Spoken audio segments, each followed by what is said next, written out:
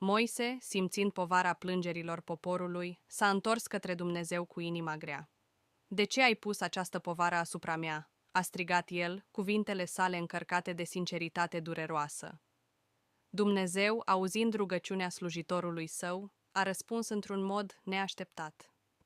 În acea noapte, un sunet neobișnuit a străpuns liniștea deșertului. Foșnetul aripilor a umplut aerul, iar o umbră întunecată a acoperit tabăra.